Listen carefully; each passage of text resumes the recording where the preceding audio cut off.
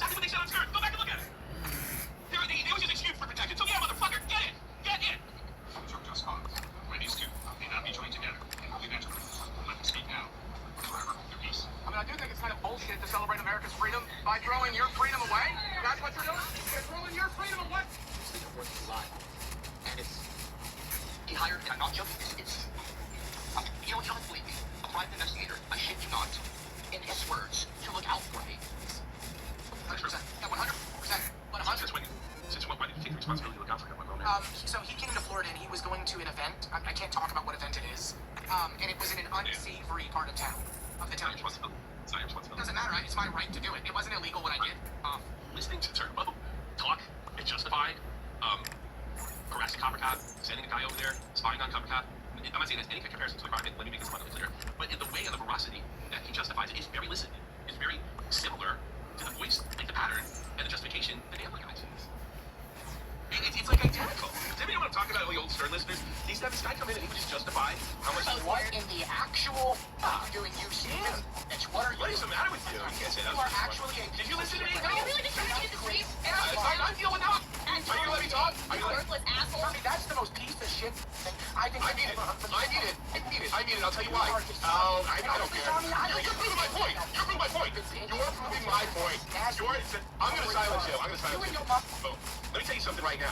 I'm gonna double and triple and quadruple down on it. The way he talks about chasing that guy down and justifying it sounds exactly like the Ambler guys. Suck my racist. Got it? If you put down a word out of your system, you want to come here and talk? You sound just like them. Y'all reviews over here, no offense to you guys. You send some North American Boy Love Association. It's a advocacy group for pedophiles. okay. Well, Stern is the interview these guys. No, I'm not making any kind of like, obviously the okay, I'm not saying this. And there you go. We're still working. It's 12:55. I like to go to sleep in 30 minutes. I don't know if I can, but look. So we got the file from here, which is 11-hour transferring here. So when I'm going to be sleeping is going to be editing. And I got a file from here so I can delete it of Speedster. If I can delete it off Speedster, we're good to do the all the 2 weeks together. So that actually would be really good. And we have like 6,300 minutes on it. So I'll be able to do how can I put this? I'll be able to do a full setup of the Speedster. So if I can manage to do this in the next 30 minutes, I'm good. Otherwise, I'll be lacking sleep. My name is Turbo 123, known as Clownbo within the Copperverse. I am a fat racist. And then there's him as the clown, and then him as Blackface as a clown. Oh God! It says you should know by now that you can't expect Turbo to act like a reasonable person. It says you. Oh God! Wait, what's his name on there? Obi-Wan Kenobi? Is that him? Yeah. So stop being as. Oh God! That's the N-word. You're all in. Oh my God! It's a tweet that he responded to that he was to do with someone making a racial assault. And his comment right here is well, if she did do things, she said he's giving plenty of reasons to be confused. Now they're going to be underneath the state of harm. What do you think of Turbo? He's racist and I like it. Oh, he's racist and I don't like it. Oh, I find that was over here. Turbo, have you been watching the screen? I gotta tell where all of this stuff came from so I can properly address this. I didn't put anything into it. Yeah, so you know that all this information has just come out? Yeah. I would even know thanks. And We can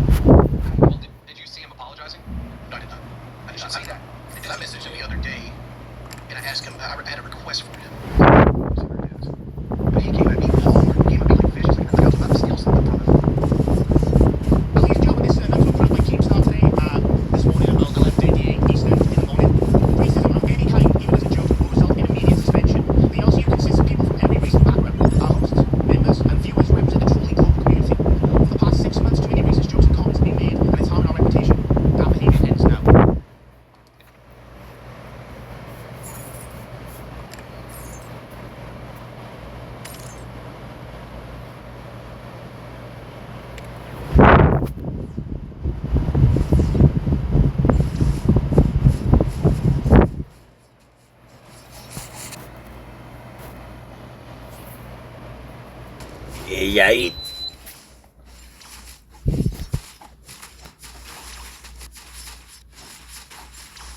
Hey, I don't know why you're injecting opinion. You are an idiot, right? I'm the one that knows like the answers here, so just listen to me.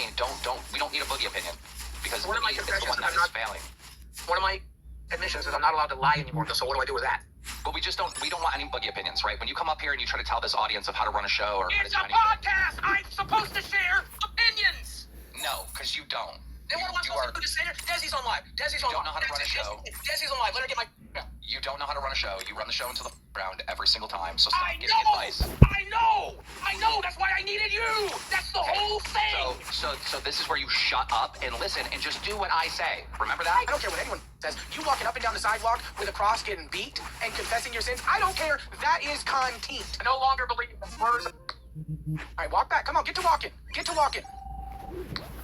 I no longer believe that words are just words. I understand the pain that is caused by certain mouth noises. And I do not want to utter those mouth noises in personal, private conversations or in public conversations. I no longer want to say things of words. No longer things offensive. Boogie, hold on. Jesus, you're cross. What? He needs to drop the cross. Well, no, he can't. That's too much. Keemstar himself said going out of your way to disrespect. About putting on a good show for them. You've mentioned many times money. So That's just right. more that you don't give a about the fans. All right, like Excuse me, Boogie, could you step out for like 5 minutes? Yeah, all right, see ya. Turbo, why are you allowing him to do this stupid Francis bullshit? People were actually liking the Francis verse. I don't care. It's horrible. Okay. Do not allow him to be a fake get on his ass. Why do you think it's okay to pretend to be me? There's only one me! There's only one me! There's only one me! Glad to be back in the universe. Glad to have you. God bless you. Are you going back to Pitt? I guess is the big question. No, I'm on live. Yeah, right now. No, so I'm Queens, on live. you would do good on Queen. You do where? Where? I'm on live. I'm sorry. I have to tell. You got this, Boogie. I'm proud of you. I just in the stream. I shouldn't say this. I shouldn't say. Turbo, you know, it's gonna shit up. You try.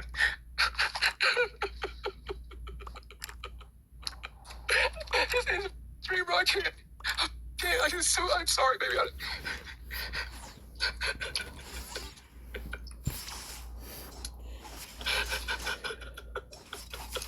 Ladies and gentlemen, we're gonna end the stream here. It's 10:30. when things don't go the way you want, you have to adapt in real time. You can't just be sitting here being like, oh yeah, this sucks and I don't want to be here and maybe we should put Desi up here. I mean, obviously you're telling the fans that you suck and the show sucks. So if you tell the fans that the show sucks and you suck, They're the ones telling us that it sucks. I just agreed with them. This was an L show. You've had L shows too. yeah, I have. But I don't know why you're deflecting. What I'm saying is what you're saying. You can't control what the chat says, but you can control what you say. If you say you suck, all right, then you're going to convince the audience that you suck. Can I try something then? If you say that you're so bad that Desi, who barely speaks on Rain, needs to come up here, yeah, you're really insulting yourself. Then tomorrow, I'm putting Desi on for me. Then I've been so insulted for 2.5 years. What do you want me to do? Be your mama and dance up here like, I'm the best trainer in the world. Okay, I see, I'm the best. I don't know how to do that. I don't believe that. Okay, Team said never bring Francis, never let him back on here. Team said Francis, he was on here. No, team said that there's no Francis. That was Desi dressed up as Francis. Okay, I'm gonna be honest with you. This is bullshit. Okay, I'm gonna be honest with you. What's bullshit? This is L. Team The whole jumped show on right the now is show. L. They don't even want Glammy right now. Well, then get rid of Glammy so we can do a show. Holy shit, I never thought this show could... Okay, Boogie's got a noodle. He's got a noodle. Yeah. Do you, like, maybe you want to hit some stuff with it real quick? Kind of, hit some shit with the noodle. It's Boogie hitting shit with the noodle, guys. That's Boogie's act. Oh, look at that. Look at that. We love that. We love that. Thank you. All right. He said he was the table that tripped Wing's wife or whatever. Game is scapegoating him as usual. Right. And he's in some kind of hellish pit. Oh, I thought it was Mordor. Yeah, What did he No, I say? think Mordor. Turbo, what did he say? Team is scapegoating him as per usual. Ethan thinks Keemstar is scapegoating me about Steak and Nightmare? I think so. But how is Like, because you're taking all the blame and everything. Ethan, your hatred of Keemstar has gotten out of control. Clearly and obviously, that's not the case. Clearly it was me. I cost him all the Voldemorts, including these two people. It was always me, Ethan. I can't understand. Keemstar always knows what he's doing. Always. Ethan, I think you've gone back to hating Keem, and I think what you're doing right now is being very rational, brother. I think you need, it's time to get back on your medications or something. I don't know what you're doing, but that's crazy. You've lost the plot. Keemstar knows what he's doing. Here's my thing. Did Ethan see all the things leading up to that episode, or did he just see that? No, he just watches. He just watches clips of stuff. He doesn't know the whole context. He can't watch the whole Just show. assume. Exactly. See, exactly. Yeah, so Ethan, don't assume, sir. Like, do your research. Don't you tell people to do your research, Ethan? Do your research, sir. What? How he was? Okay. All right. Well, it go? Did you get everything out okay? Yeah, it came out alright. Love that. Love that. Thank you, Xylee. God bless you. Bye-bye. Ladies and gentlemen, Boogie2988, legend. So Boogie, here's my question. So you take accountability for everything that has been thrown on you. You are the wedding destroyer, right? I am. I take full accountability. I f everything up. I realize I fucked up, so that's why I'm here. Francis, while Boogie was in here, Xylee came in and yelled at us. For what? Apparently this show sucks. Yeah, you put Boogie and Turbo on live.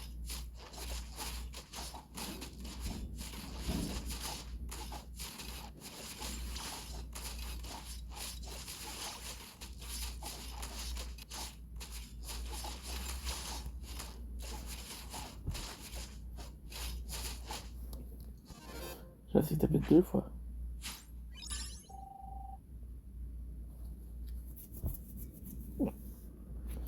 Non.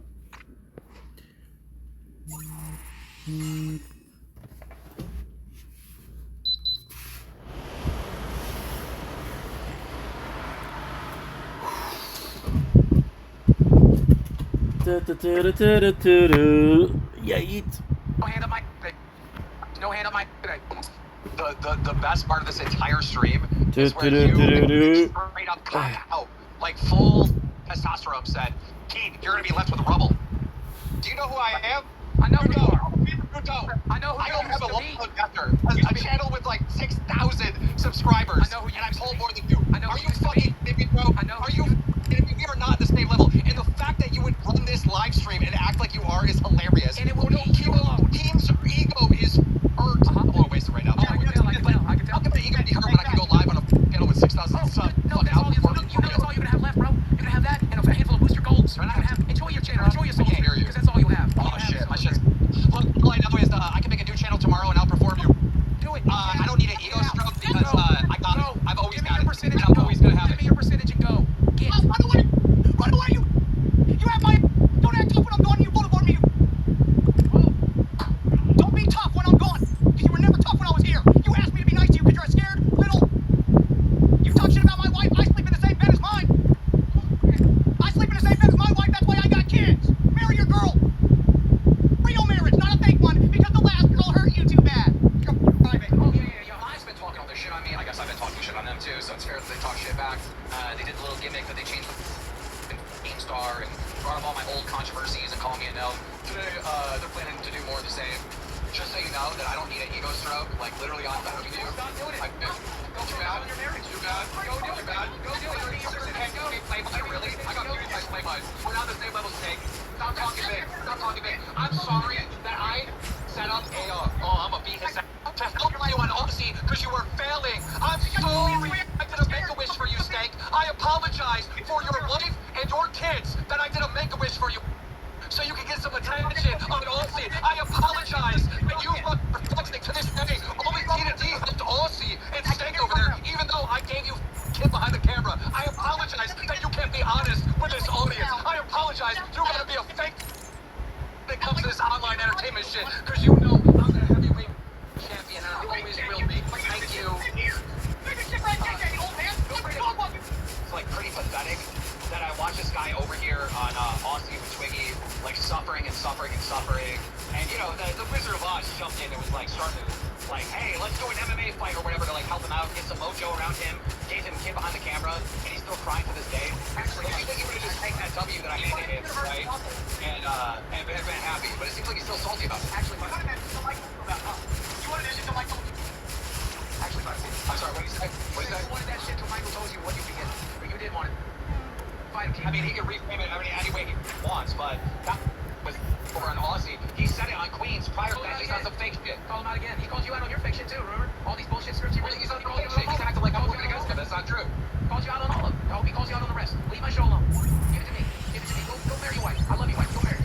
But get that shit on. Get that shit. Listen, Snake, Boogie, Nightmare, I just want you to be clear, like, we are not on the same level. You want to talk about Ada Ross? Like, I'll call Ada Ross. He'll be on one of my Justice streams, right? I'll do a new channel, and I'll perform you. The fact that you're acting like my ego is inflated, or I'm sad and I'm hurt, or I'm trying to tell people to, like, shut the up. Like, does it sound like I'm trying to tell you to shut the up? I'm laughing at you that I baited you into this MMA I baited you onto my channel. type shit. I baited you onto my channel.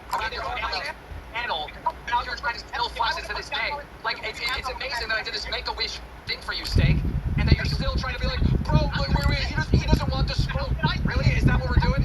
Is this Happy Punch or is this the LCU? Come on, let's be honest. I was in the phone calls. I do, bro. What? Wait, talk about those phone calls. I can only hear Boogie. I can't hear them. I can't hear Tina it. sound. You were at your house. I have my own house. Your house is lived in by somebody else. Get control of your own shit. Did he say he has his own house? For a dog. Like, what are Didn't you he get a doing? second house because the first one apparently was being swatted by GameStar's fans? It's like, are you for real, bro? I was in the phone calls. Are we? I know the truth. Are we?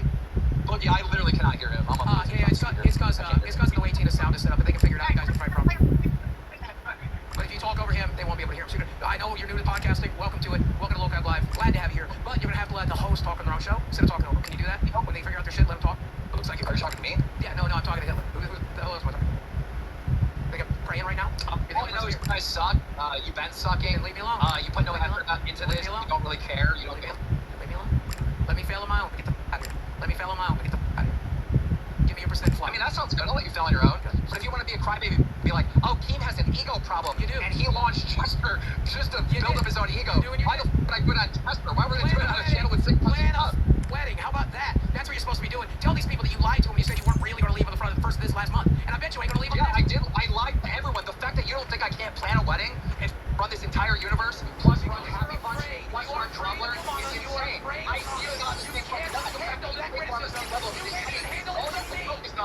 All you can focus on is getting petty, focus on drank. That's it. Is that what we're talking about? How we treat our girls? Is that what we're talking about? Can we talk about that? I mean, you can talk about anything, Boogie. I don't give a bro. I'm all about it. Okay. Can we get fired for it? Go ahead. Go ahead, Vic. Okay. You need to treat your girl better, Keith. Period. On period. Oh, yeah? Everything you've ever said about me and Desi is true about you 10 times. And none is true about me. Is it? Yeah. I'll see it. We've all seen it, bro. Why can't you get so messy for no reason? Oh. He wanted it to. He's coming after Desi. I'm going after his situation. You come after me, I'll go after you. That's how that's gonna work. You come after my girl since the very beginning, buddy. You lied to the internet and told her she was 17 when I started talking to her. From the very first day, you tried to ruin that for me. Hey, it's so me saying what I'm about to say. Okay, I see a grok, I bought whatever. It says ironic. Boogie admits to talking to Desi when she was 17. No, we started talking when she was 19. That was a mistake. The Keemstar made, but she was 19 when we started talking. 20 by the time we started dating. But I'm going to say something severely controversial. I wish I started talking to her when she was 18.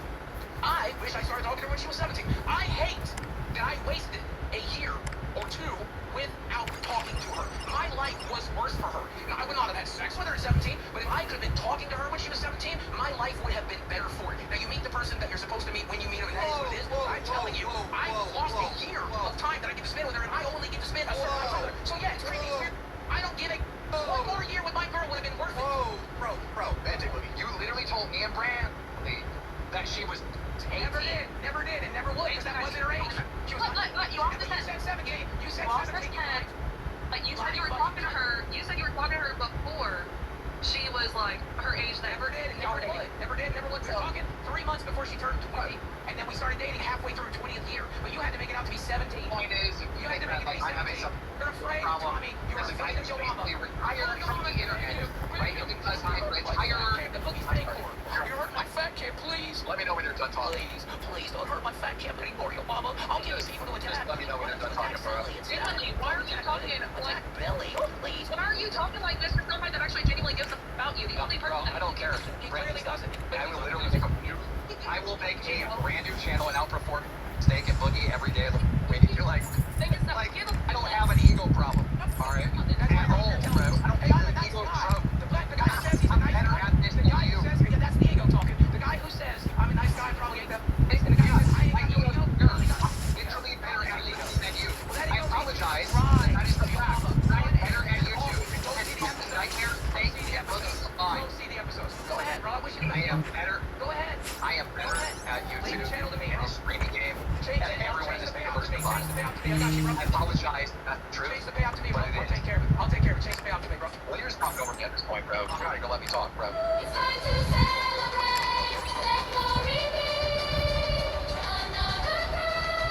know it for a fact, which I have way more talent than any of you combined. I know it for a fact. I don't need any ego stuff. I know it. I knew it before I even launched this project. I knew it before I launched this universe. I'm sorry, dog. What a nice guy you are. Tell everybody how nice you are. Now, see how that works for me.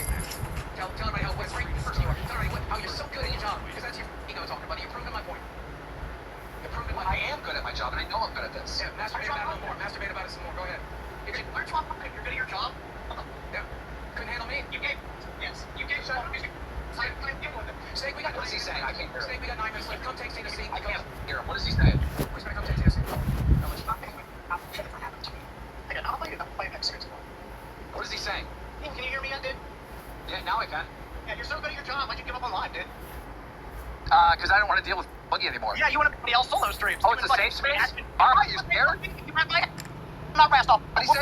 What do you say? He's Scared? two things. Scared? Number one, he ain't rest off. And number two, what he's saying is It's the little show in the network, the number one show in the network. I don't care about little boy. my show. You're welcome on it anytime. You can talk to him here, Keith. Excuse me, is the little still talking about... Yeah, because you're a little. You ain't little. You put like, look, Discord. I brought 2 girls on today. I dissatisfied 2 women. Look at who I am. Dude, are you 13? Grow up, bro. You're Then why are you showing up to the Justice Street? Are you going to show up to the Justice Street? We have a show called Lolcat Live, and you can get Are you going to show up to the Justice Street? It's called Lolcat Live. Hey, are you going to get bodied in person, verbally? My house. Jake, how's your... In a while. You bad night. Online, Keith Star. Because I got the clips. Ever wonder why Angewoman and Angeman aren't on the same level? Actually...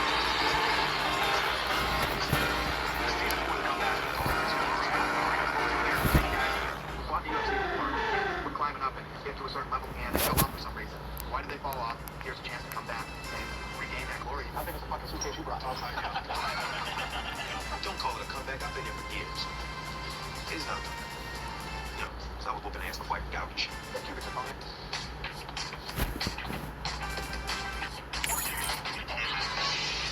Welcome, guys. No bullshit. I am genuinely excited about this season. There's a lot of talent in this room. Serious talent. So, this season isn't like all the other seasons where these guys have to be spoon-fed, babied. I know 100% that every guy here is a fighter. You guys have what it takes in here. You all know it. So, the way this is going to work is we are going to pick teams today. But this season there are no team coaches. Both teams get the opportunity to train with some of the best men's martial artists. Randy Couture, George St. Pierre, and Marcel Ryder. And these are just 3 of several mixed martial arts experts we're bringing into Elton. Now, you guys are going to fight a preliminary fight. If you win that fight, you move on to the semifinals. You win the semifinals match, you move on to the final. But the most important thing is, the 2 guys that walk away in their weight class, the winners, will get a shot at the title. 170 pounds and 185-pound world title.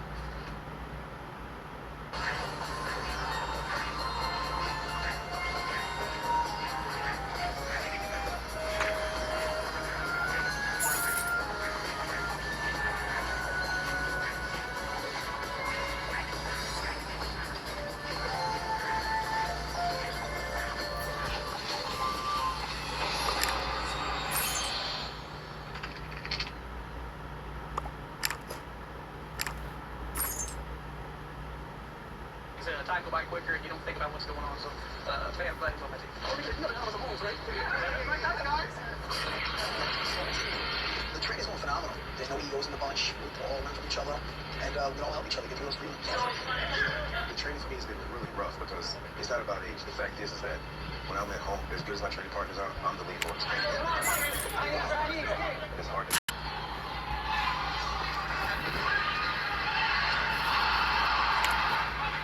It's a war of 3 rounds. And it gets him in a million submissions. And Shoney gets out of.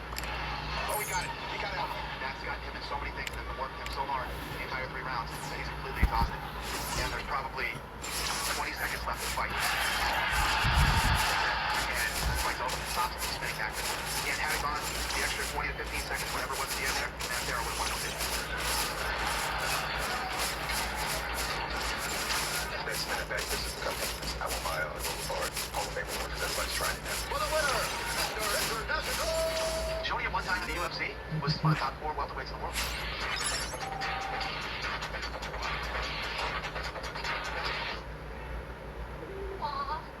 We could be doing this at home.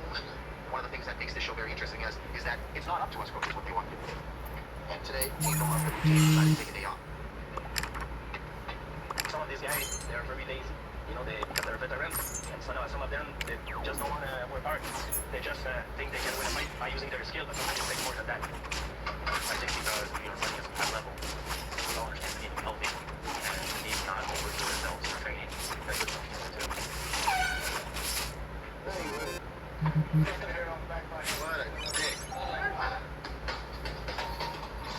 Pay attention. You'll have to look at me for 6 fucking weeks.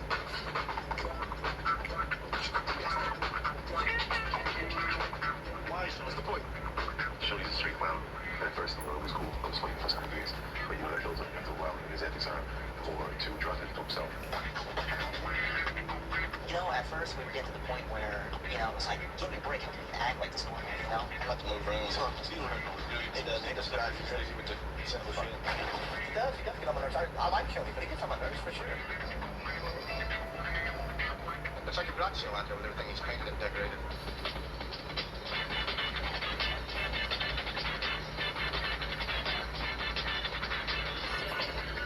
Don't touch my hat either. I don't want the hat like that. I don't want it. Leave my hat alone. It doesn't need any clean on it. You bring it. I will clean it. You know, they just a bunch of white asses to count days that we here and things like that. I'm having fun. I'm enjoying this. I will do whatever I can do to make time fly. If you will, please do. UFC 60 is Matt Hughes versus Toys Racy. It's a huge fight. It's a monster fight. Matt, the most dominant welterweight champion of all time, versus the legend, the guy who started it all, Toys Racy. And we decided to let the guys watch this fight. What's that guy down? George St. Pierre went over. Alrighty.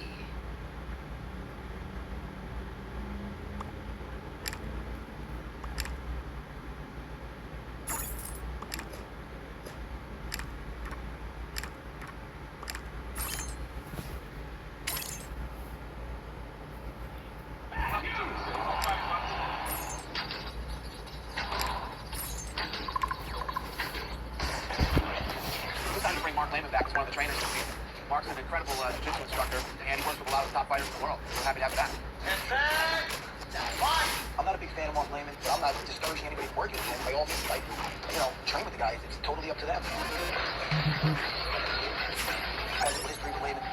We cornered against each other. Our fighters went versus each other. Pete Drago and Brony.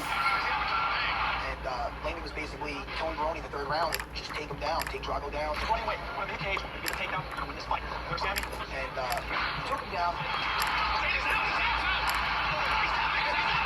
Drago ended up choking Brony in the sleeve. Instead of saying good fight, you know, being a man about it, he gets in the ring, starts complaining to the ref that it's unfair refing, and he let him stay on the floor. Before he told him to take him down. He's a crybaby, a guy who talks crap about fighters, but yet he does not fight himself. I don't respect him. What I don't do. He made a comment at the Voices just this recent law saying how psyched he was that he got, he said he got demolished and whatnot. He shouldn't fight. He should fight. He should retire the second time he fought Shamrock. Beat down. Total domination. Straight. And it really pissed me off. You should be a little more respectful, you know? For a guy who doesn't even fight, he just makes me sick. Fucking prick. It's great. Vast intelligence opinion. I study the sport a lot. I watch all the fights, and you know, to me it's like science. And you don't have to be a fighter to understand fighting. No, but from what I've... That's all hearsay, though. You know, I gotta see it, believe it. And every athlete, I work. I study a lot of footage. I work with most fighters, and so I have some of an educated opinion, even though I'm not a practitioner. I like mixed martial arts.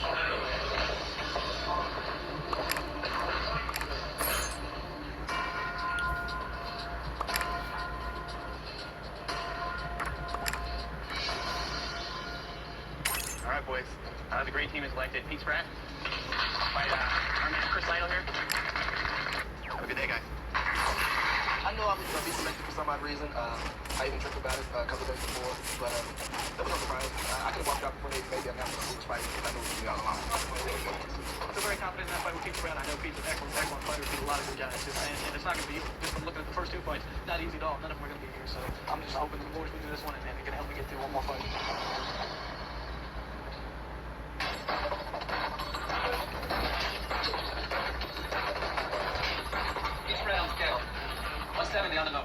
Pete did not want to fight Chris Lytle. It's a bad fight for Pete. Pete's a very tough guy. He's very dangerous on his feet. Chris is more well-rounded. I think Chris would be standing up on him for it. Lytle, 170 on the number. I know that underestimate Pete. Stand-up's phenomenal, but he's strong in his takedown defense. He's gonna give the rematch problems. And along with Chris, you know. Me and Chris have actually fought before one of the smaller shows, and Chris won by submission, but styles make fights. These guys are both great strikers, and I think that Pete is going to come out different this time and let his hands go immediately and try to knock him out.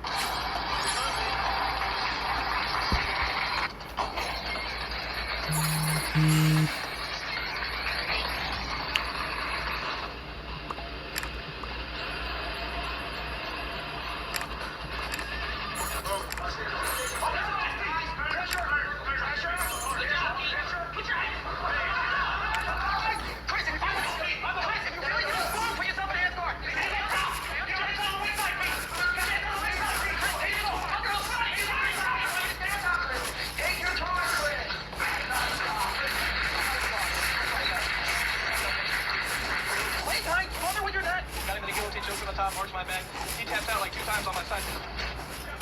Your winner for Team Mojo, tap out Chris Lytle.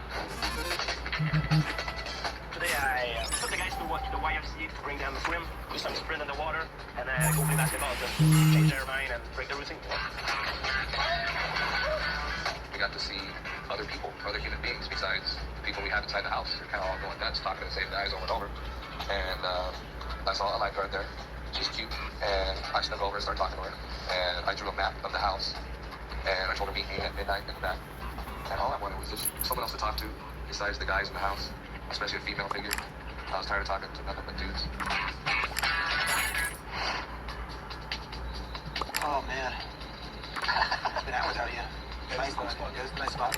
Guys never hang out in the back of the fireplace. For some reason, at midnight, every guy was out there around that fire. So finally, I said, God, I'm tired. I think I'm gonna go to bed, guys. Yeah, I might be fucking jumping inside, man. I think I gotta go. And finally, they all stood up. And I said, I got to get a piss. And I leaped over the fence. And that's how I got away with my skateboard.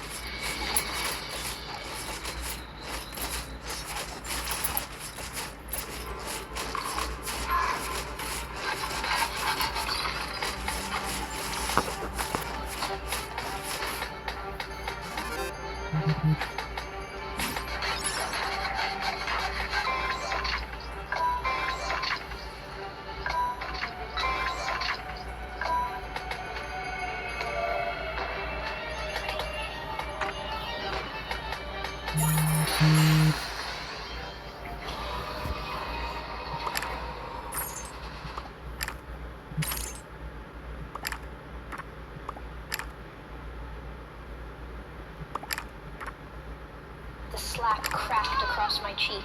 I spat out a tooth. You bastard! How dare you try to steal an egg? Look at this piece of shit. He thought he could be one of us. Carl was my best friend who slipped through the market fence every day to find me. We played together. He brought me royal candies. I gave him pickled carrots. I didn't see him as a rich boy. He was just Carl, my Carl. We promised each other we'd become warriors one day. But warriors needed crimson eggs. That's when Carl brought up the idea to steal one for me. I said no. He still stole one and gave it to me anyway. For safekeeping. When they caught me, Carl pointed at me and said, it was him. He didn't even look away. The professor's boot found my ribs. He almost laughed. You thought you would become a warrior. A street rat becoming a hero? You, my boy, shall be rewarded for your honesty, for doing what was right. He placed the crimson egg into Carl's hands. Carl's life would change forever. A crimson egg finds those worthy of its fire. The beast from it would only make warriors, scholars, leaders. I want...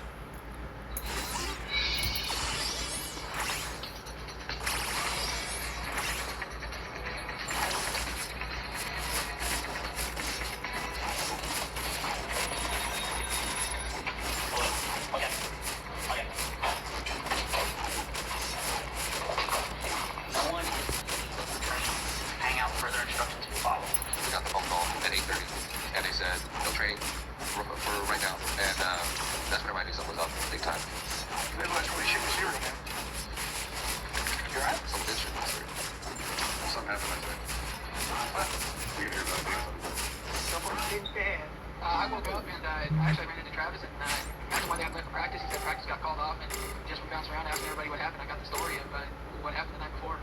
You know what's going on? I have a whole story. Well, give me a partial story, man, because somebody was training my normal. Somebody snuck out and all the lifeguard hooked up with their lessons. That's basically what I got. Oh, yeah? Yeah? You made your pants, man. I took the fit. Oh, dude, you all full pent up like damn. Hey, can't you just write a poem about her? Just like her 4 weeks? We didn't say anything to the second date, buddy. What? I found out that something went down. There was some drama going on. What happened was Jeremy snuck out of the house to meet some lifeguards. What happened with you, buddy? It's a fucked up situation. I don't believe it, man. I know, man. Dana's coming over. I'm kind of nervous about that. Who said Dana's coming over? guy has balls, man. Give you that. Everybody was pretty nervous. It's kind of like we were kids waiting for the principal to come in the classroom and get us all in trouble. Dana's on his way. What's up? Dana's here. I'm getting away from your ass. Wait, Dana is here? Dana's here. Oh, shit. I got nervous too, man. Everybody scattered like roaches with a light truck. Don't nobody know where to sit. Jeremy's still there. That's not bad. I guys are my boys. Let your boy fall. Don't fall with the tip of his cock. They know to put your cock in the open door and slam it off. You are your this is what I do. You guys can sit out. Apparently last night Jeremy Jackson jumped the wall, met up with some girl. It's a clear violation of the rules, and I'm gonna have to deal with it. All right, guys, I just want to tell you a few things. You know, I know everybody here knows the opportunity that you have here. You know, I just get locked up in this house, and you start to focus more on, I can't do this, I can't have that, instead of why you really came here. So I've treated you guys with respect. We treated you guys with respect, and at the end of the day, that's all we ask in return. You guys are a bunch of veterans, man. You guys know why you're here. We don't have to worry about if there's any wannabes in here, guys who think they want to fight and get here and realize they really don't. Every one of you guys are fighters. You're the real deal. You guys have an opportunity here that can not only change your fucking life, but your family's life for God knows how long. You know, this is such a monster opportunity for you guys. You guys don't understand. I really think you don't get it. You know, you're here to win. The guy that walks out of this show gets a shot at the title in each weight class. You know, it's huge. I didn't come here to give some big fucking speech and scream and yell and everything else. But it is what it is. Pack your bags, go home. It's all right. Have a good day, guys. See you guys this afternoon at 5 o'clock. Start training.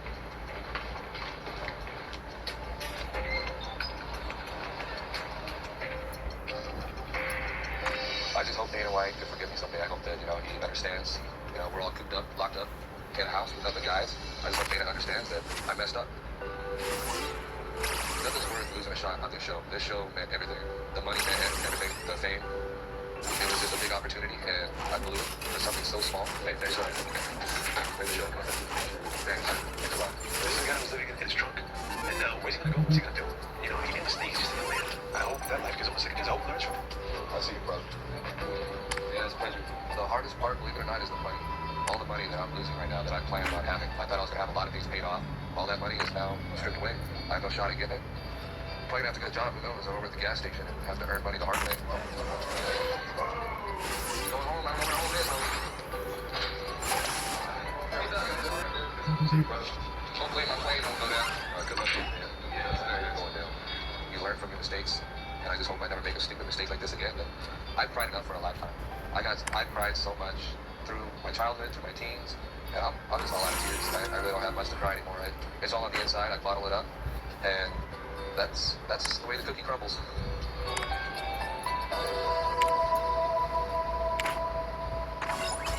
I don't think I've ever had a piece of ass worth of that. You know what I mean? I've had some good pussy. That's like a $50,000. Golly, got a guy sleeping in the back of the car at home. And you got a $2 million house you're living here. You get food, you get training from the best trainers in the world. And you're gonna risk not being here over a piece of ass? That's stupid. Very mature decision. I can't come in. Unless maybe you don't want to be. Listen, this is not what you want. I think he was to the point where he was like, you know what, fucking send me home. I ain't here anyway. Jeremy, what are you doing? What are you doing? Man, you had the opportunity of a life, and you wasted it. Man, all you had to wait was 4 more weeks, man. 4 weeks.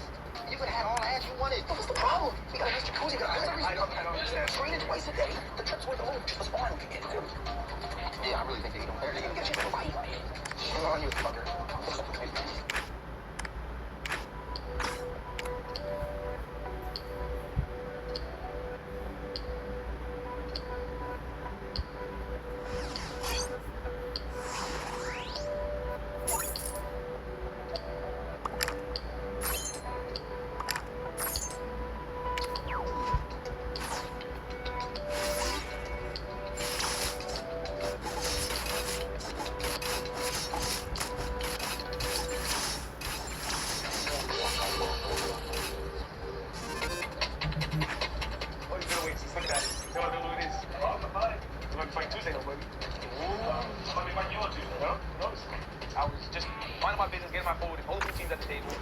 Oh, that they did like that. It's all good. Let's play this.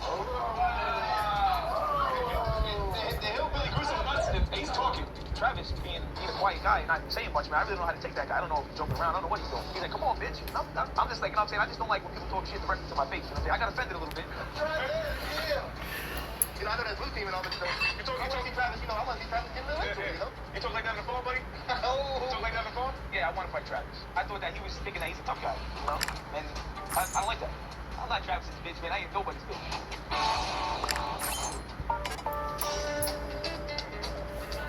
Who you gonna fight? I want to fight Lou. He thinks I should fight Travis. Hey, man, I'm not going to tell you what to do. You know what I'm saying? I'm just recommend, I you know, of course, the finals. You know what I'm saying? The best route there would be the... I was just very, very surprised. And there you go. We're fucking done, bro. It's 2 o'clock. I should have went to bed like an hour ago, but still uploading, watching this, editing this, transferring this, playing overgeared hero. Like, in no way, shape, or form are we slacking off, but I'm not gonna be able to sleep a lot. Yep, you sprinted. I have to go out there and win this for myself. And then as long as I win it for me, then it helps the team too.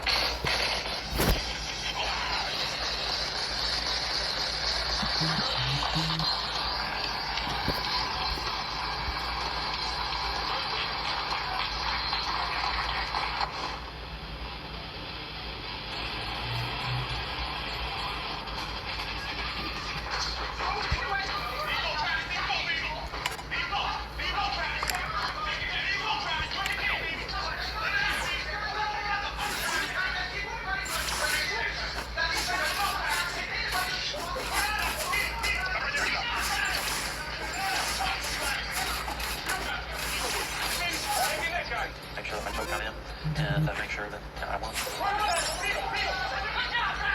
Everybody tap out, doing a rear naked choke, Travis Luter.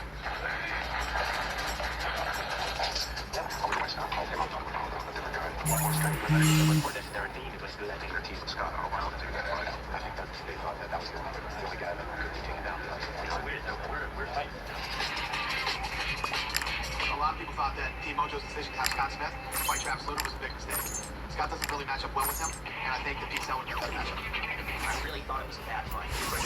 It really makes me wonder why that was decided. To be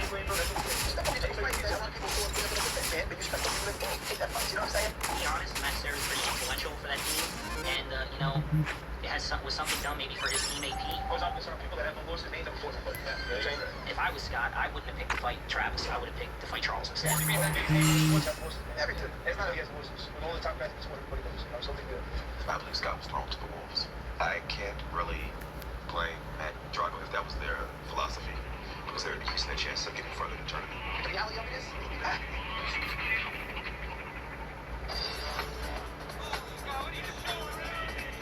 Congratulations, Travis Luter, securing your spot in the semifinals. And in doing so, you secured a choice for your team as well. You in the welterweight division is going to fight in the next prelim. From Team Mojo, Matt Sarah, you're up next week. When Pete asked me to step out, I expected him to say it was me versus Mikey. So he said to be fighting next week. I was a little upset because I'm about to fight, but I'll be up in a week, so I'll just concentrate on my training. We have selected Dean Thomas to face for his long-awaited return, the Eastside Assassin, Mikey Burnett. So weigh-ins tomorrow, the welterweight prelim, 4 o'clock. Fight with you the following day. Good luck. Appreciate you guys. Appreciate it, huh? No, we're sure. Yeah, we're sure. Team No Love has a choice, so Mikey Burnett.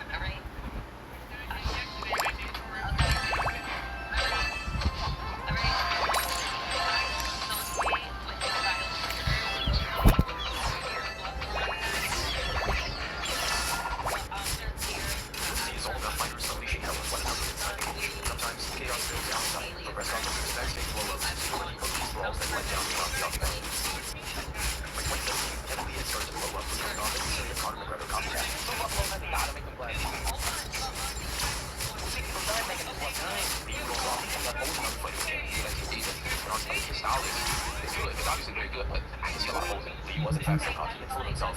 Nobody in lightweight could beat him, but his true homecoming was a UFC press conference in 2017 when he badly ruffled his opponent Michael Chiesa's feathers. It all started when Lee made a personal joke about Chiesa's mother, and Chiesa didn't take him lightweight. Yeah, you know, he's a tough kid, but he's gonna give you nothing, so he'll be fine. I know his mama got tickets, so shut the fuck up. Don't talk about my mom for one. Don't you ever talk about my mom.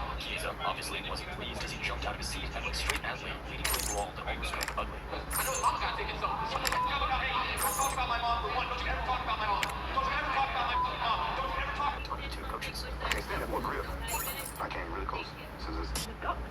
You know, he talks all this trash about everybody. He talks all this about that he's this, he's that. He's nothing. Later that year, after Colby refused to fight Woodley due to surgery, the UFC stripped him of his belt and headed Usman the next title shot. Usman won, and then went to a casino the next day to celebrate. Colby was there too, and all hell broke loose.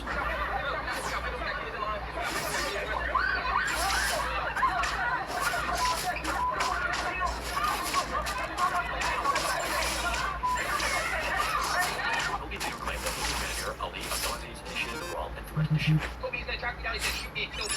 What do you think about that? From that point on, the rivalry only got uglier, with Colby firing personal insults at Usman whenever he could. They eventually met twice inside the cage, but on both occasions, it was Usman who walked away with the victory. Fighters getting into brawls is nothing new. It's almost part of the game. But when even the UFC's legendary ring announcer throws down, you know the sport isn't for the rookies.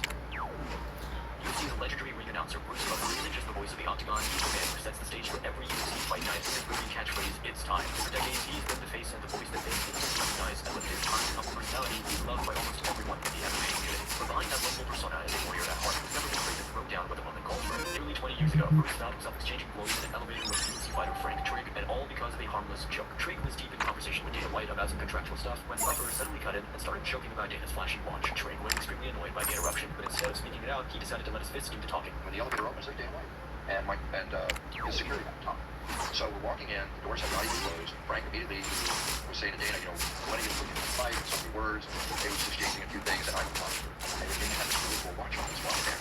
And so here's the elevator. We walk in, I'm at the door. Frank is over here, Dana's over here, and I turn to Dana, put a watch. I'm sorry if I interrupted the brief moment they were having. You know, him asking for a job or whatever the case might be. I didn't mean to do that.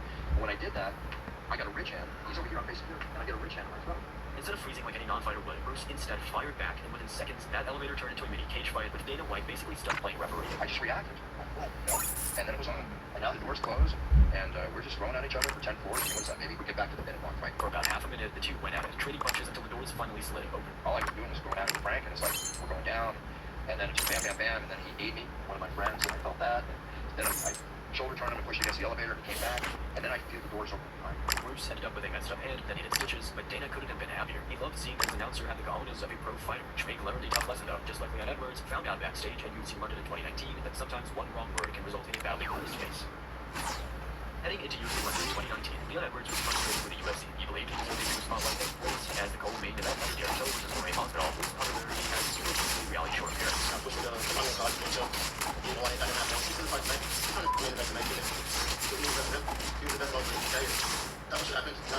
Edwards traded arms with military fighting, hoping to secure that big fight next. I just know what to do. I'll put the whole thing on this. You know, what's going on? What are you talking about? Okay. Look at your map. Look at my map. What are you talking about? Listen, your fights will come. I'm in a close. You okay? We will. Right now, we need a number. Well, I haven't the name. Come on, so let me talk right. Come on, don't kid yourself with that. Once Masvidal scored the upset and knocked Till out cold, Leon shifted his attention to him. After the win, Masvidal was in the middle of the post-fight interview when Leon Edwards started chirping at him from backstage. I duplicated, but they can't find the recipe for it, you know? Well, I'm glad I got the recipe. Masvidal didn't like the noise.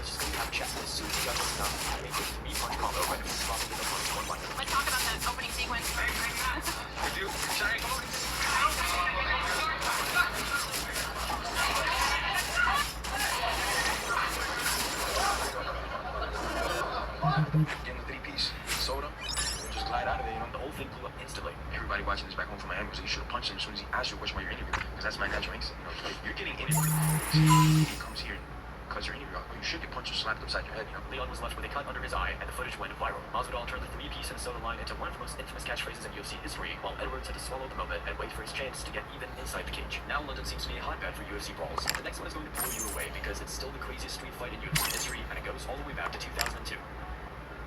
The UFC had just held their very first event in the UK called Brawl at the Hall, and ironically, the real brawl didn't even happen inside the cage. They broke out in the streets of London afterward. British fighter Lee Murray, who had a reputation for being dangerous inside and outside the cage, was rumored to have knocked out then light heavyweight champion Tito Ortiz that night outside a nightclub. One of Ortiz's friends was played by Lil Pat Miletich, but someone from Lee Murray's group thought it was a real fight, so they jumped in. Somebody was on Pat's back, and kind of like playing with the I guess somebody took it the wrong way. It was a friend of Tito from the Bucks back doing that. Somebody took it the wrong way, came out, broke off. He went down, taxied the camera, and all hell started breaking loose. Before long, one of Murray's friends, who would later be involved in the infamous bank heist in 2006, cracked Ortiz's buddy and left him out cold. What the F are you doing trying to choke my coach? And right when Bo went to say something back to him, Paul, Lee Murray's buddy, Paul was the one who was one of the guys that probably the so-called biggest bank heist in history.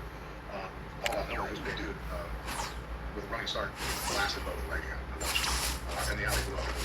Tito naturally got a call, and suddenly all hell broke loose. This started flying everywhere, people were dropping left and right, and right in the middle of it, Lee Murray went straight to Tito. Tito got knocked out very soon. He ran to Reed. Reed knocked his out, and gave him a head a couple times, and I saved him with that. But suddenly he stopped. According to multiple witnesses, Murray unleashed a vicious 5-punch combo that floored the UFC champion, and then followed up with soccer kicks while Tito went down. Ortiz, of course, has denied it ever since, but most of the people who were there back up Murray's version of events. If only it was captured on camera like the next brawl, we'd be more sure. Back in March 2016, Conor McGregor was on top of the world. He had just become the first man to knock out Jose Aldo and was the UFC's biggest star, and was originally supposed to fight Rafael Dos Anjos for the lightweight belt, but RDA pulled out with an injury. In his place, Nate Diaz stepped in on short notice and shocked the world by choking him out in the second round. That's how we got to their rematch at UFC 202, where temperatures went up multiple notches. At the UFC 202 press conference, Conor McGregor strolled in over 30 minutes late, and if that wasn't enough to irritate Nate Diaz, the Irishman wasted no time launching into his trademark trash talk. Yeah, I'm like, bring the clinch, bring the jiu-jitsu, bring the whole stuff. I'm ready for whatever he has to bring. Nate wasn't playing along because after a few back and forth exchanges, he just got up, grabbed his crew, and walked out. Right before leaving, he made sure to start things up by throwing a water bottle at Conor.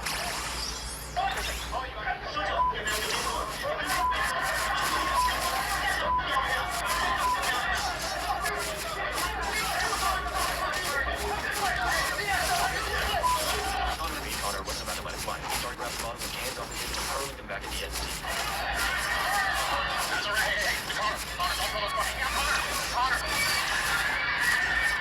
Suddenly, he met two swarms. Diaz's team on one side, but his camera on the other, with water bottles and energy drink cans flying through the air over another quarter of cameras and UFC staff. Security was scrambling and Dana White was moving fine, while Conor stood on stage hurling bottles like a Major League pitcher at the Diaz brothers. The Stockton crew had always been magnets for controversy, but nothing in their wild history compared to the chaotic headlines that came out of Nashville in 2010.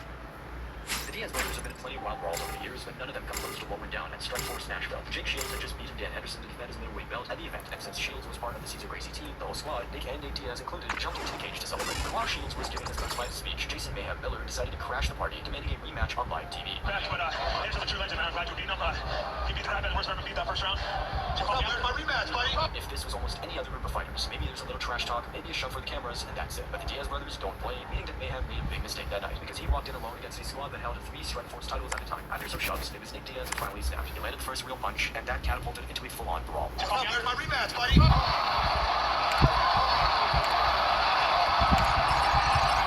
According to Mayhem, he just started swinging at whoever was closest, trying to survive what felt like a gang beating. I said, where's my rematch, buddy? And then it was just a nice. Oh my God! Notice right there, double leg Nate. And we're done. Holy fuck, we're done. I'm not gonna.